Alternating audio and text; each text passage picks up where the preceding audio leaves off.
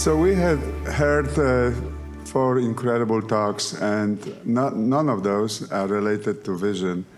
And that will continue this afternoon.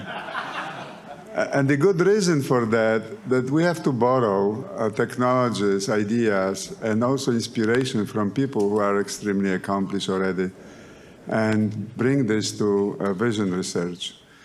And just to spark a little bit, to just add a little bit of pepper and salt, just dash of that to our meeting, I'm truly honored to welcome Dr. Michael Cheng, Director of the National Institute of the National Institutes of Health.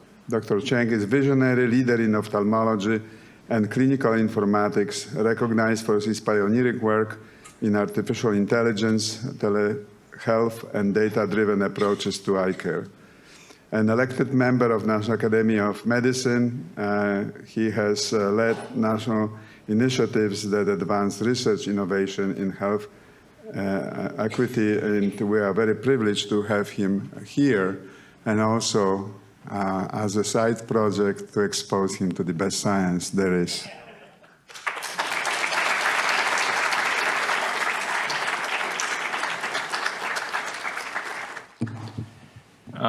Chris, thank you very much for the invitation to be here and to add that pepper and salt. I thought it was just the hair dye that I've been using for the salt and pepper. But I just want to say a few words here. We've already clearly heard and are going to hear later this afternoon some amazing scientific talks. But as we start today, I just want to spend a couple minutes recognizing the people in the organizations that helped make today's event possible. One of them is that I want to thank the Brunson Foundation and also the Falling Leaves Foundation for really their generous support in advancing biomedical science. It's really commitment from groups like them that helps to ensure that we have a future that fosters discovery and improves health. I just have to say that from my perspective at the National Eye Institute, I love feeling like we're working together and we're in it together as partners in doing the science that's going to achieve common goals at the end of the day. So I want to say that since the UC Irvine Center, the CTVR, now the Brunson CTVR, was founded back in, I think it was 2018, right? I think that you have benefited from incredible leadership. People in the front of the room here, like Barry, Chris, Stephen Goldstein, that Anna Kiker, I know is I think in the room still. But you've really set together vision science on a pathway that I think is really, really flourishing here in Irvine. And I love clearly the work that we're seeing here draws from people from so many different scientific backgrounds. Obviously things like clinical medicine, clinical ophthalmology, engineering, genetics, chemistry. You've heard it today, and we're seeing it for me for the past 5 years that I've been working in this job. And I think that I love seeing that all these people are coming together, united toward a common goal, which is doing that discovery that's going to end up, being able to treat blinding disease now and prevent blindness in the future.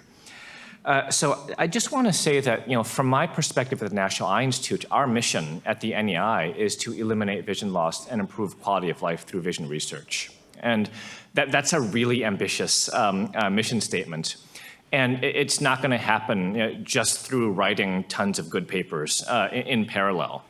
I think instead, meeting those important challenges to achieve the NEI mission is going to require creativity of a lot of different people, working toward a common goal, sharing data openly, and also building on each other's successes. So we really do advance the field. I think it's also going to require developing translational pathways and implementation strategies to ensure that biomedical discoveries are going to be available to the people who need them the most. So it's for those reasons that things like team science, fostering collaborations, and sharing data are really some of my top priorities at the National Eye Institute, and why I think this center is such a powerful model for showing what team science can achieve when it's done really well in the future. Okay, so the last thing I want to do is say a word specifically to the trainees and to the fellows who are here. I know that there are quite a few of you, and when I was a trainee, my worldview was that I wasn't particularly important, and I'd look at the adults in the room and the famous people who were doing all the real good talks.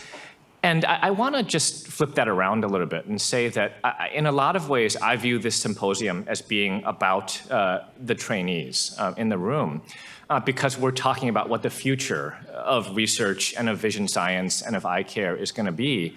And it's the trainees, you're the people who are going to be doing that in the future.